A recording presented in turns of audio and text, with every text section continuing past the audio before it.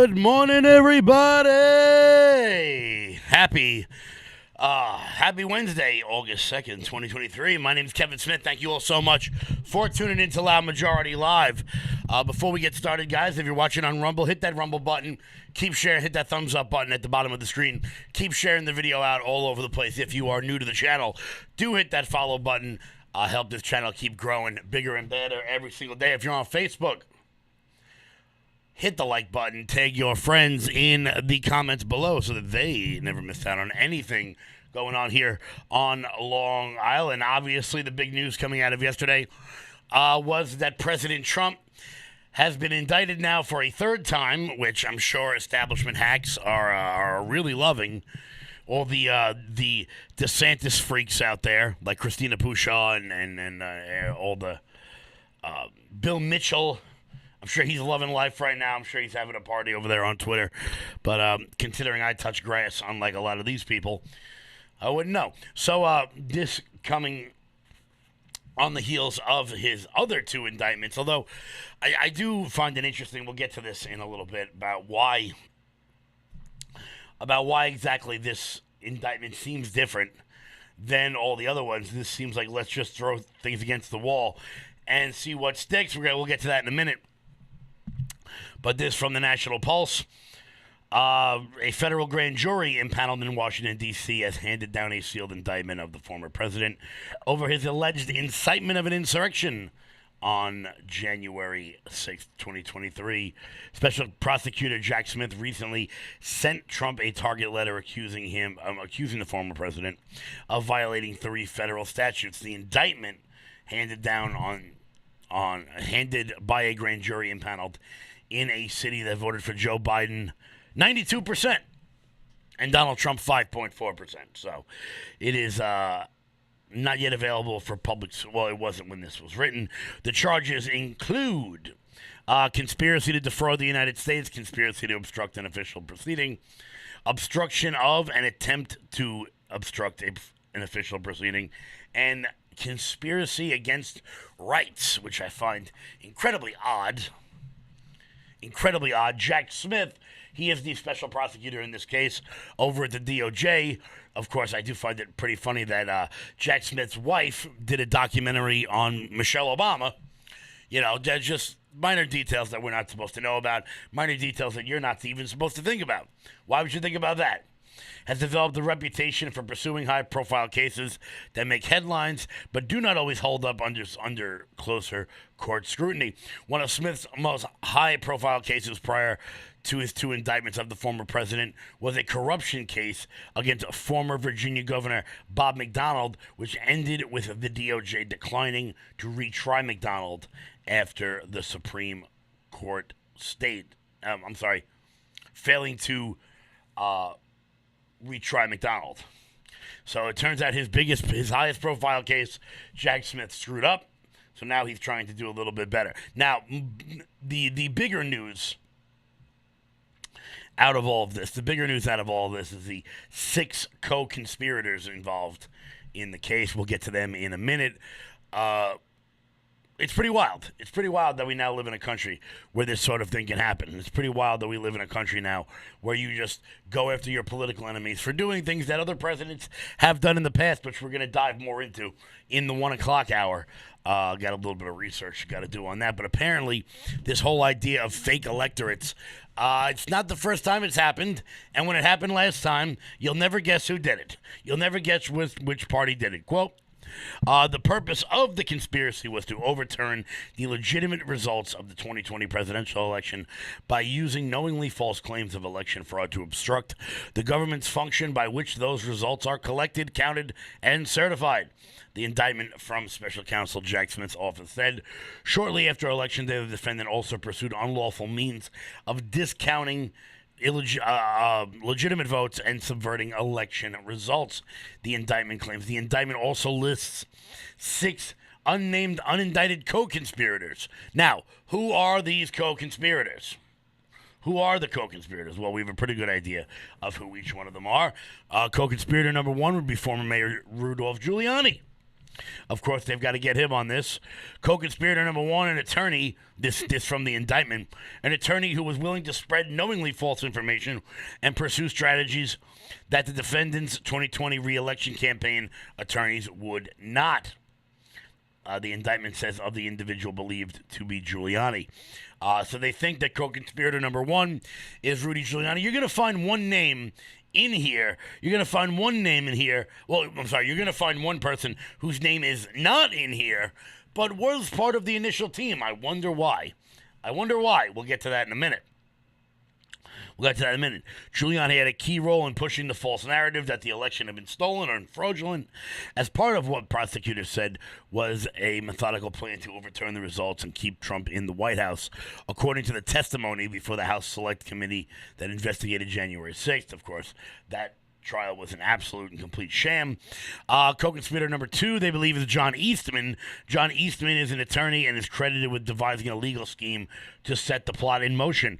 In the two-page memo, Eastman laid out the six-step plan, claiming then Vice President Pence didn't have to accept the election results in certain swing states. Quote, an attorney who devised an attempt to implement strategy to leverage the vice president's ceremonial role of overseeing certification proceedings to obstruct the certification of a presidential election. The indictment said, as co-conspirator two, Eastman did not return requests for comment. Co-conspirator number three, Sidney Powell, the largest woman to ever be in the White House. Sidney Powell was brought out to Trump's legal team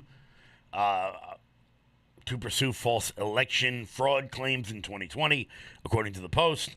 Her false assertion about voting machines led the Trump campaign to distance themselves from her and trigger a $1.3 billion lawsuit against her and Giuliani by Dominion, which, wild. $1.3 billion. That's pretty wild. Jeffrey Clark was a mid-level justice official who planned to send election officials in several states a letter that falsely claims the DOJ had identified serious concerns about the voting machines. This letter would lead Trump's alleged fake elector scheme, which suggested the official send a separate letter of electors supporting Donald Trump to Congress for consideration on January 6th, according to the testimony. This Jeffrey Clark guy, we're going to dive into him a lot more later on because apparently this is not the first time in history that it's happened, and I want to make sure that I have all of the data points pretty well locked down before I bring it up, because people get upset about these things. People get upset when you say one sentence off. So Clark proposed. Oh no, we went over that already. Sorry. He could not be reached for comment. Co-conspirator number 5 was Ken Chesenbro. He was Trump's first attorney to suggest a scheme to form groups of electors loyal to Trump in key states that Joe Biden won in 2020. He later linked up with Eastman and Giuliani to help coordinate the bogus slate of electors in 6 swing states. The indictment describes co-conspirator number 5 as, quote, an attorney who had assisted in devising and attempting and implementing a plan to focus fraudulent slates of presidential electors to obstruct the certification process.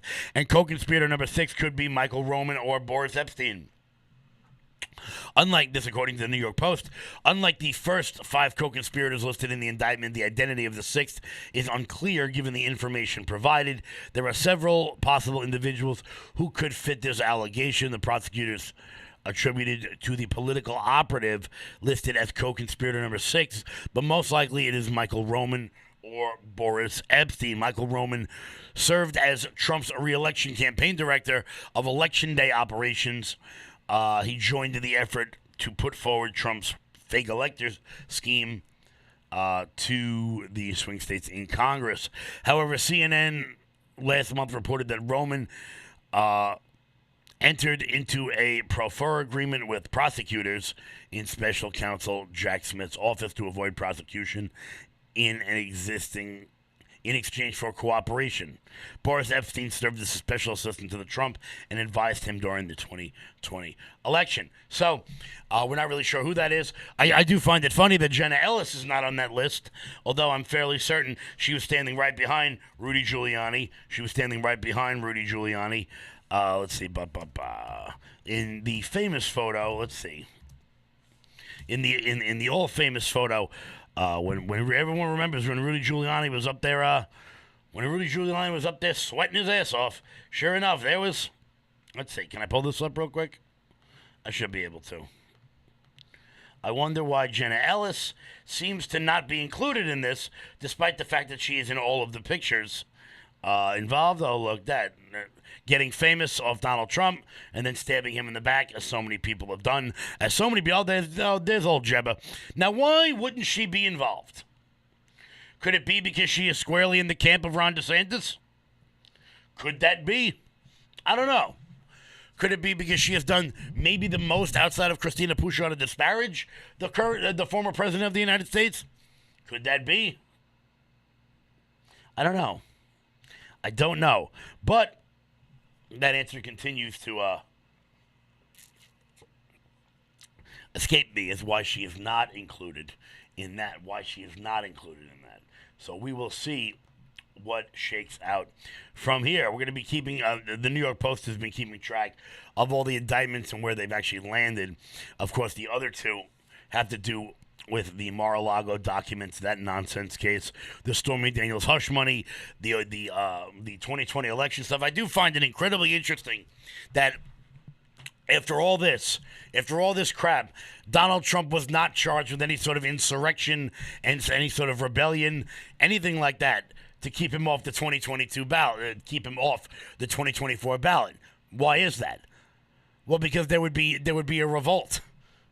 There would be people in the street if they were to kick him off the ballot for some sort of nonsense like that. As we know, if you watch this show, several times we've gone over this. Section 3 of the 14th Amendment very clearly states that a person who has entered into insurrection against this country cannot hold public office at any state or federal level. This was done in order to keep Jefferson Davis and Robert E. Lee and other high-up members of the Confederacy out of Congress and out of the Senate. That's why that was done. It was not done in order to keep your political opponents from running for office, to keep former presidents out of office. It was not done for any of those sorts of reasons.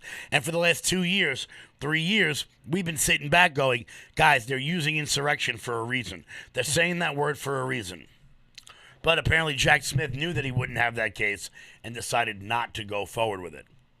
So now he's got, all sorts of nonsense claims about fake electors, even though there's no such thing as fake electors, which we'll get to at 1 o'clock. We're going to get to that at 1 o'clock. Make sure you guys stay tuned for that. Before we dive into a couple more stories going around.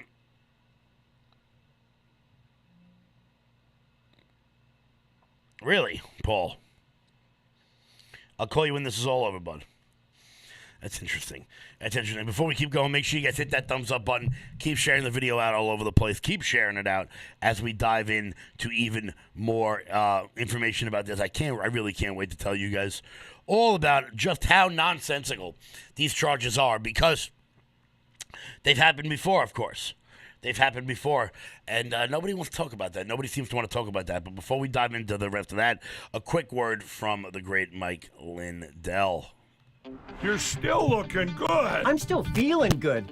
I've got all your MyPillow products. Mattress topper, bed sheets, MyPillows, towels, slippers, blankets, sleepwear. Whoa, Charles. Everyone now can get MyPillow products at huge discounts at MyPillow.com.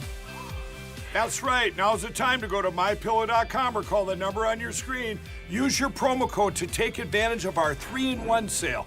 We're bringing you exciting new products, overstock specials, and closeout deals you won't find anywhere else. For example, when you buy one of our brand new MyPillow 2.0s, you get another one absolutely free. And with our overstock sale, you save 50% on our luxurious Giza Dream bed sheets. That's as low as $29.99 for the best sheets ever.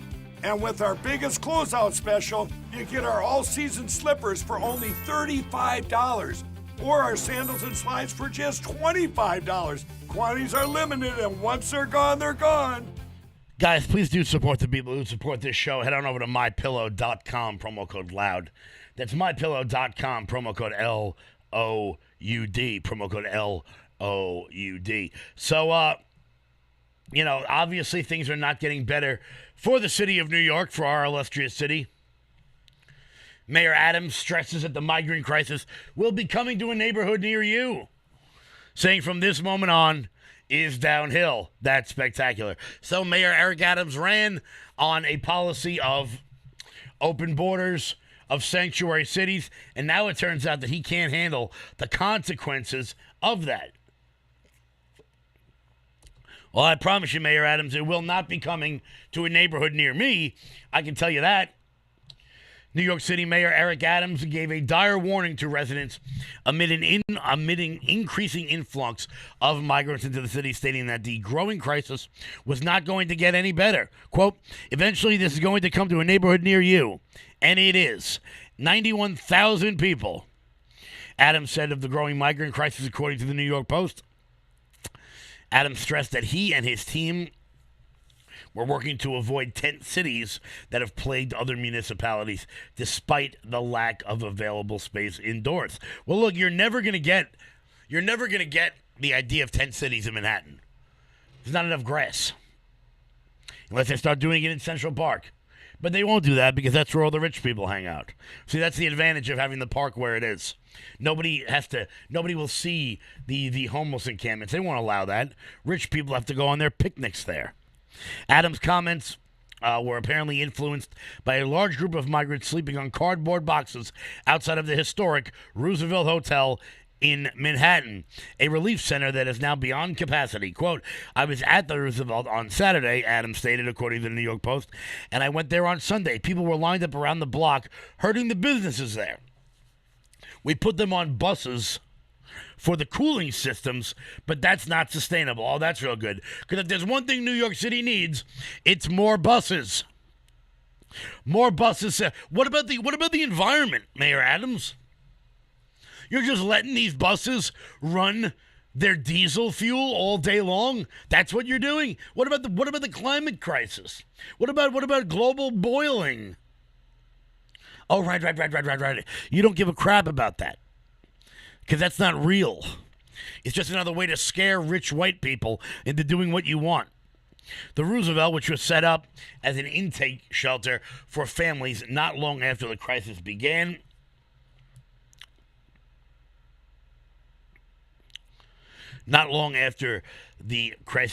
is legally obligated to provide beds under a decades-old right-to-shelter court settlement with City Hall.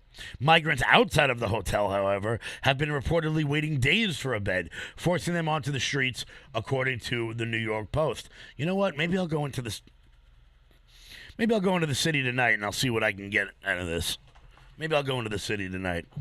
Voicing his frustrations with Washington, D.C., Adams explained that President Joe Biden offer of a liaison to help field the migrant crisis wasn't good enough, stating he's already been clear on what the city needs to overcome this.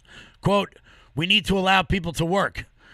There's nothing more anti-American than you can't work. We need to control the border. Oh, really? You don't say. You don't say, Mayor Eric Adams. Unbelievable. It is. There is nothing more democratic. There's nothing more democratic than agreeing with a Republican. We need to control the border. No shit, bro. You know what other border we need to control? We need to control the New York City border and ship your goofy ass back to Fort Lee, New Jersey, where you come from. It's not getting any better. From this moment, it's all downhill, Adams said.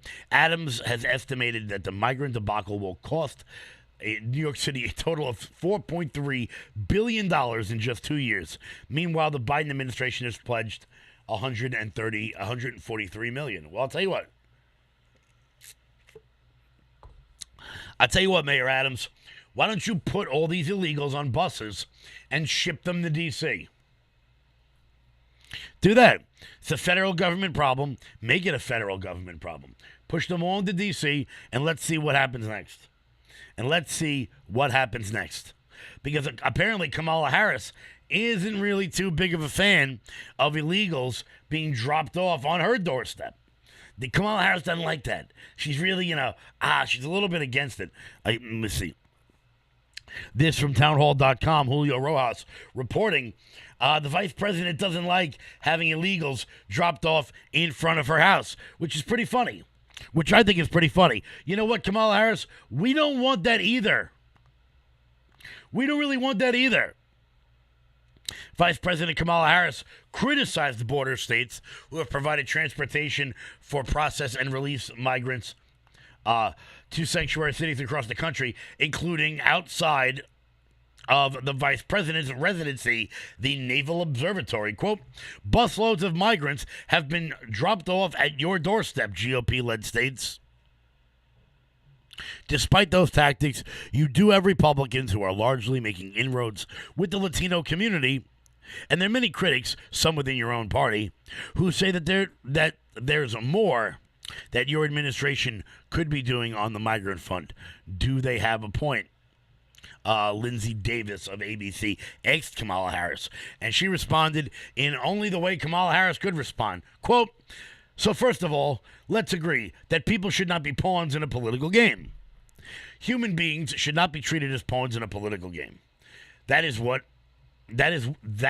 is happening in terms of sending these migrants, most of whom have fled great harm, and sending them across the country for the sake of political showmanship is just irresponsible. Well, actually, I hate to break this to you, Vice President Harris, but it turns out actually human beings are pawns in a political game.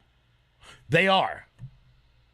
You move people from where they are to the polls in order to get yourself elected. Human beings quite literally are pawns. And first of all, these people wouldn't be able to be used as political pawns if you didn't let them into the country in the first place. You don't like them on your porch? Well, neither do we. Neither do we. But that is the way Kamala Harris operates. Buses have been sent to other parts of the country in an effort to alleviate overwhelmed border towns during the border crisis that was started by President Joe Biden's administration. Migrant aid groups and volunteers have consistently been there when the buses arrive to quickly take them away from the Naval Observatory. Do they have a video of this? Yes, let me see if I can grab this real quick. Apparently they have video of... This is all of them. Let me pull this up. This is all the migrants being dropped off in front of Kamala Harris's house, which is pretty funny. Many in this group are from Ecuador, Argentina, and Nicaragua. Oh, Argentina. I didn't know Argentina was suffering economic strife. You know, considering all these people are they're just fleeing. They're just fleeing oppression at home. I didn't know things in Argentina were all that bad. I didn't know that. But hey, what the hell do I know? I'm just, a tax-paying American. What the hell do I even know? Guys, make sure you're hitting that thumbs up button at the bottom of the screen. Paul is pretty funny. Guys, make sure you're hitting that thumbs up button at the bottom of the screen. We wrap it up a little bit early today. Make sure you guys hit the thumbs up button on the way out the door. Stay tuned for Jeremy Harrell at 9 a.m. Over on LFA TV, rumble.com/LFA rumble.com/LFA TV. From 9 to 9 all day. I'll be back at 1 o'clock with some more Trump indictment updates. I've got some big news on this quote-unquote fake elector scheme that we're going to be getting, that they've been talking about. I want to thank everybody so much for tuning in. Make sure you guys are here back on Friday. And until then, everybody, stay loud.